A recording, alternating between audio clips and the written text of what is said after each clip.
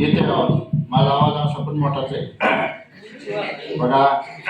आजच्या साने गुरुजी कथामालेचे आपल्या शाळेचे ज्येष्ठ शिक्षक श्री गांडाळ सर, नायकवाडे सर, आणि दर आठवड्यामध्ये आपला बुधवार जो असतो तो बुधवार हा साने गुरुजी कथामालेचा वार असतो.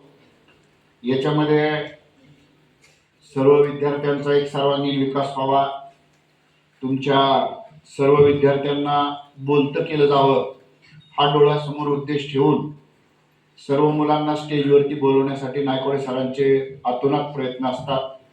त्याचाच एक भाग म्हणून आज 10वीच्या वर्गाच्या मुलांना कथा सांगितली. मी पण तुम्हाला एक कथा सांगणार आहे.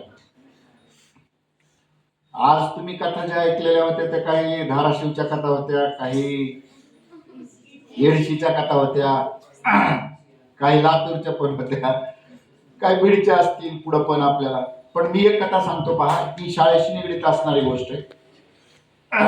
असंच एक प्राचीन काळामध्ये गाव होतं आणि त्या काळामध्ये शिक्षणाची आता जशी शाळा आहे तशी शाळा ही अस्तित्वात नव्हत्या. त्यावेळेस आश्रम पद्धती असायची. म्हणजे मुलगा घरचा किती पण श्रीमंत असू द्या, त्या मुलाला कधी पण गुरुकडे जावं लागत असायचं आणि निवासी पद्धतीचे आश्रम असायचे. म्हणजे अभ्यास पण मिळत असायचा, शिक्षण पण मिळत असायचं आणि त्यासोबत राहण्याचे सुद्धा, आणि तिथंच राहण्याची, तिथंच खाण्याची, अगदी जंगलामधून अन्न गोळा करण्यापासून बाकीच्या सर्व स्वतःचा चरितार्थ भागवण्याची सर्व पद्धत जुन्या काळी त्या आश्रमामध्ये होती. परंतु पाठीमागची मुलं शांत बसावर, मला परत तिकडे यायची वेळ येऊ नये भाषण अर्धवट सोडून माझं कथा सांगा. ही कथा तुम्हाला सुद्धा लागू होती. तर बघा, तर असंच एक छोटा लहान मुलगा होता आणि ठराविक काही वर्ष, जोपर्यंत त्याला, जसं आपल्याकडे 6 वर्ष झाल्यानंतर शाळेमध्ये त्या मुलाला घालण्याची जशी प्रथा आहे, शाळेमध्ये प्रवेश देण्याची जशी प्रथा आहे, तशी आश्रमामध्ये जी गुरुकुल पद्धती होती त्या गुरुकुल पद्धतीमध्ये सुद्धा मुलांना प्रवेश देण्यासाठी ठराविक दिवसाची, ठराविक वर्षाची अशी वयोमर्यादा होती. परंतु जोपर्यंत त्या मुलांना त्या गुरुकुल पद्धतीमध्ये आश्रमामध्ये प्रवेश घेतलेला नव्हता, त्याच्या पूर्वीच्या काही दिवसामध्ये, काही वर्षामध्ये तो मुलगा आपल्या आईवडिलांच्या सोबत घरी राहतो.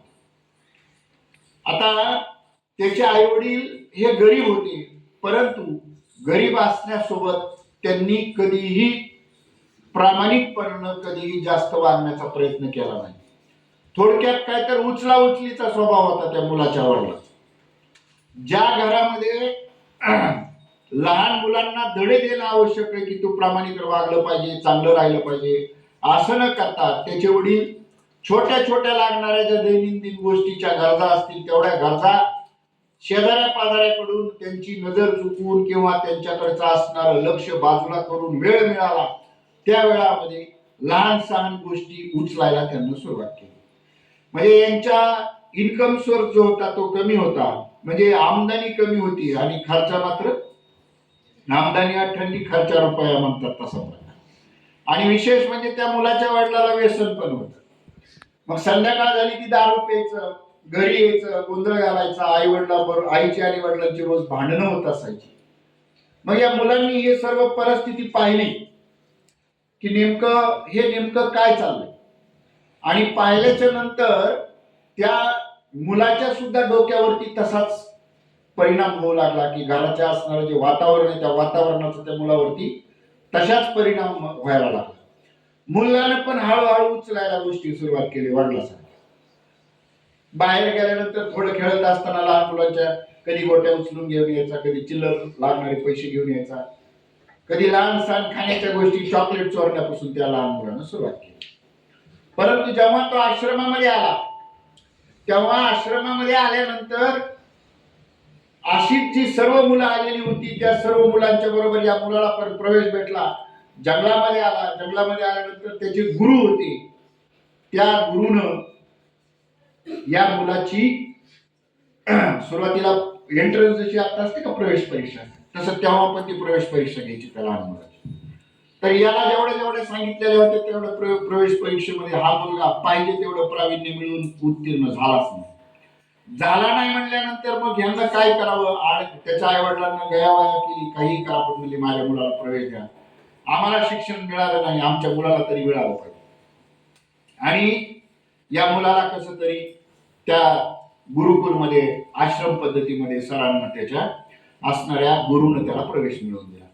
प्रवेश मिळवून दिल्याच्या नंतर अंगामध्ये असणारे सुप्त गुण आपल्याला गप्प बसू देत नाहीत बाबा, जे तुमच्या पाठीमागे आता पण चालू.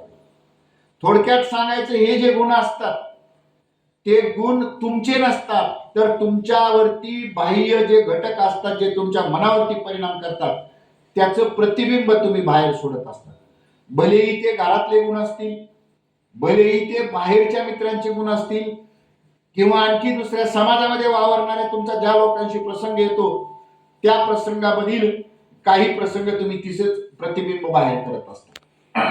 तर या मुलानं पण तसंच केलं. त्याच्या वडिलांना छोट्या मोठ्या ज्या गरजा भागवण्यासाठी बाहेरून उचला उचलीचा जो स्वभाव होता, त्याला चोरा चोरीचं मी म्हणत नाही, उचला उचली म्हणतो, उचला उचलीचा स्वभाव होता, त्याला तो परित आल्यानंतर आश्रमात पण चालूच ठेवला. लहान मुलांचे जे त्याच्यासोबतचे सवंगडी होते, वर्गमित्र होते म्हणा, किंवा तिथं आश्रमामध्ये असणारे त्याच्यासोबतचे शिक्षण घेणारे मुलं होते, त्या मुलांच्या वस्तू चोरायला सुरुवात केली. आणि वस्तू चोरायला सुरुवात केली आणि ठराविक त्याचं शिक्षण पूर्ण झालं.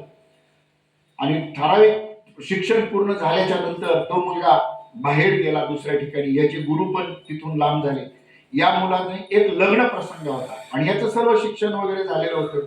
मुलगा पण परत त्याचं पण लग्न झालेलं होतं आणि एका लग्न समारंभामध्ये त्याला त्या गुरुची म्हणजे समोरासमोर नजर झाली. हा मुलगा लहान असताना त्यानं आश्रम सोडलेला होता. जेव्हा ह्याची आणि गुरुची ओळख झाली तेव्हा गुरु थोडेसे थकलेले होते आणि हा पूर्णतः प्रौढ अवस्थेमध्ये आलेला होता. याचं पण लग्न झालेलं होतं, म्हणजे तब्बल बऱ्याच दिवसाचा मध्ये खंड पडलेला होता, बरीच वर्ष गेलेली होती. आणि हा मुलगा त्या गुरुकडे जाऊन म्हणतो की गुरुजी तुम्ही मला ओळखलं का? तर सुरुवातीला गुरुजी म्हणले हो मी तुला ओळखलं. खरी परिस्थिती अशी होती की सरनं पण त्याला एवढं ओळखलेलं नव्हतं, कारण भरपूर मुलं त्यांच्या पण हाताखालून गेलेली होती. याला आनंद झाला त्या मुलाला की बरं झालं माझ्या गुरुनं मला ओळखलं, त्याला आनंद झाला. परंतु कोणत्या दृष्टिकोनातून कोणत्या नजरेतून ओळखलं होतं का नव्हतं हे पण त्याला माहित नव्हतं, खात्री नव्हती. आणि खरं पाहिलं तर गुरुनं पण त्याला ओळखलं नव्हतं. पण नंतर त्यानं सांगायला सुरुवात केली की सर, त्यावेळेस सर म्हणजे गुरु म्हणायचे, गुरुजी तुम्ही मला ओळखलं नाही तर सांगा माझी ओळख काय, मी कुठं होतो केव्हा होतो. तर त्यांना सांगितलं हो म्हणले मी आश्रमामध्ये असताना ज्यावेळेस शिकवत होतो त्यावेळेस ज्ञान देत होतो त्यावेळेस तू माझा विद्यार्थी असशील. नाही म्हणले हो मी आहेच, होतोच. आणि म्हणले आता तू काय करतोय?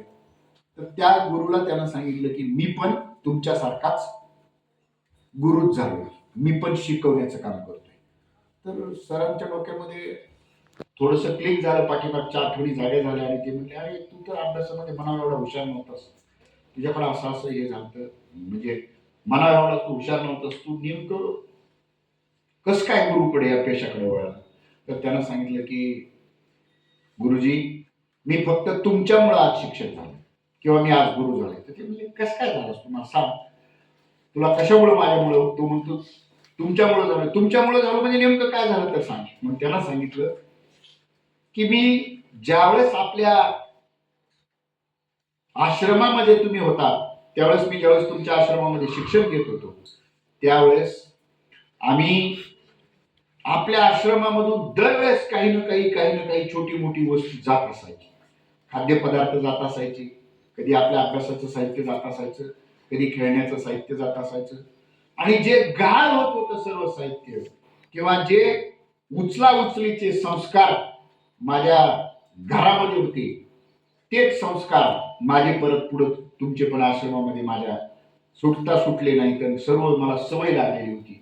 जेवढं काही आपल्या आश्रमामधून जात होतं ते सर्व मीच काळ करत होतो. कुणी सांगितलं? मग म्हणले बाबा तू जर तुला वस्तू उचलायची सवय होती तर तू शिक्षक कस काय झालास, गुरु कस काय झालास? तू तर म्हणतोस की तू तुमच्यामुळे मी गुरु झालो. तर त्यांना सांगितलं की सर, गुरु महाराज, गुरुजी, जेव्हा आपल्या शाळेमध्ये म्हणजे आपल्या आश्रमामध्ये जेव्हा अशी मौल्यवान वस्तू गेलेली होती, घाण झालेली होती, त्यावेळेस तुम्ही मला सर्व मुलांची खिशे तपासली होती. त्यावेळेस जोड्या असतील, त्यांचे सामान असेल तर ते धोत्रामध्ये त्यांना ठेवायचे साहित्य असेल, त्यावेळेस जुन्या काळामध्ये होतं पंचे वगैरे असायचे. मग तुम्ही ज्यावेळेस माझ्या पंचा तपासला, सर्व मुलं उभा केलेली होती, त्यावेळेस गुरुजींनी त्यांना सांगितलं, आठवणी जुन्या सांगायला लागला होता त्याच्या गुरुला, आणि आम्ही भिंतीच्या विरुद्ध दिशेला तोंड करायला लावली म्हणले सरांनी, म्हणजे भिंतीकडे तोंड करून असं, आणि पलीकडे तोंड करून तुम्ही आमचे सर्वांचे पंचे शोधत होतात, खिशे थोडक्यात चापसत होतात. त्यावेळेस मला माझ्याच खिशामध्ये तुमची गेलेली गाळ झालेली वस्तू माझ्या पंचामध्ये मला सापडली, परंतु तुम्ही आजपर्यंत कुणालाच सांगितलं नाही आणि तेव्हाही सांगितलं नाही की हीच गाळ झालेली वस्तू मी चोरली होती. म्हणजे माझा त्यावेळेस असणारा जो अपमान होता तो अपमान टाळला, आणि हे सर्व तुमच्यामुळे झालं. आणि त्या दिवसापासून मी ठरवलं की आता मी काहीही केलं तरी हरकत नाही, पण मला इथून पुढं चोरी करायची नाही. आणि जी त्यावेळेस मी सुरुवातीला ठरवलं होतं की आता जी मी चोरलेली वस्तू मी कुणाला वापस करणार नाही त्याला, परंतु तुम्ही माझं नाव सर्व वर्गासमोर येऊ दिलं नाही, तुम्ही माझ्या इज्जतीचा कचरा होऊ दिला नाही, माझा अपमान होऊ दिला नाही, म्हणून मी ठरवलं की आता प्रामाणिक मार्गाकडे आपण वळणं गरजेचं आहे. आणि तुमच्या पावलावरती पाऊल ठेवून मी पुन्हा शिक्षकी पेशा स्वीकारला आहे. त्याच्यामुळे मी तुमचं धन्यवाद म्हणतो. असं तो मुलगा, आणि डोळ्यातून त्या मुलाच्या, म्हणजे गुरु होता तो पण गुरुच होता ना, नंतर शिक्षक झाला, त्याच्या डोळ्यातून पाणी येऊ लागलं. बघा गुरु कसे महान असतात. पुन्हा त्याच्या गुरुनं सांगितलं की म्हणले, बाळा, तुम्हाला जसं मी डोळे बंद करून पलीकडच्या भिंतीकडे उभा केलेलं होतं आणि मी पंचे चापसत होतो की तुमच्या खिशामध्ये कोणाच्या वस्तू सापडली, मला वस्तू सापडली, पण त्यावेळेस मी जेव्हा तुमचे खिशे शोधत होतो त्यावेळेस खिशामध्ये कुणाच्या सापडलं आहे हे मला माहीतच नव्हतं, कारण मी पण डोळे बंद करून तुमचे सर्वांची खिशे चापसत होतो. कारण त्याचं असं होतं की मी जर डोळे उघडे ठेवले असते तर तूच ती वस्तू चोरलेली आहे हे माझ्या लक्षात आलं असतं, माझ्या नजरेमधून तू पडला असता, म्हणून मी सुद्धा माझे डोळे बंद ठेवले होते आणि सर्वांचे मी तुमचे खिशे चापसत होतो, पंचे चापसत होतो. त्याच वेळेस शोधलं मला की समजलं की हा आज तू मला सांगतोयस की ती वस्तू तू चोरलेली होतीस. म्हणजे थोडक्यात अशा पद्धतीने कथा संपली. याच्यातून एक गोष्ट लक्षात ठेवायची की तुम्ही वागत असताना, वावरत असताना ज्या परिस्थितीमध्ये तुम्ही वावरताय त्या बाह्य परिस्थितीचा तुमच्यावरती 50-60% पेक्षा जास्त परिणाम होत असतो. त्यामुळे मैत्री अशा लोकांची ठेवा की ज्या लोकांमुळे तुमची इज्जत जाणार नाही, त्यांचे अवगुण तुम्हाला लागणार नाही, जे त्या मुलाच्या आई वडिलांमुळे त्याला लागले. आणि गुरु पण असे तुमच्या सानिध्यामध्ये असतात की ज्या गुरूंना सर्व गोष्टी तुमच्या माहीत असतात, पण ते फक्त तुमच्या मनाचं जे कोमेजलेलं मन असतं, त्या लहान फुलारूपी असणाऱ्या फुलांचे मन, मुलांचे जे मन असतं ते फुलासारखे असतात असं म्हणलं बघा. त्याच्यामुळे लहान मुलांची मन नाराज होऊ नये. बघा आपल्याला एक पुस्तक आहे, कविता आहे बघा, होप आहे ना नवीला, hope is the thing with feathers आहे ना, सेम तसं लहान मुलावरती तुमच्यावरती जे बाह्य घटकांचा परिणाम होणार आहे ते जरा बाहेरच्या गोष्टी बाहेरच टाळा. आणि आपल्या शाळेमध्ये बऱ्याचशा घटना घडतायत, तुम्ही तरी त्याच्यामध्ये स्वतः काहीतरी सुधारणा करण्याचा प्रयत्न करा आणि स्वतःच्या जीवनामध्ये आदर्श काहीतरी बनण्याचा प्रयत्न करा, जे गुरुनं काम केलं त्या पद्धतीने. थोडक्यात इथं कथा संपतीये. मी थांबतो. जय हिंद.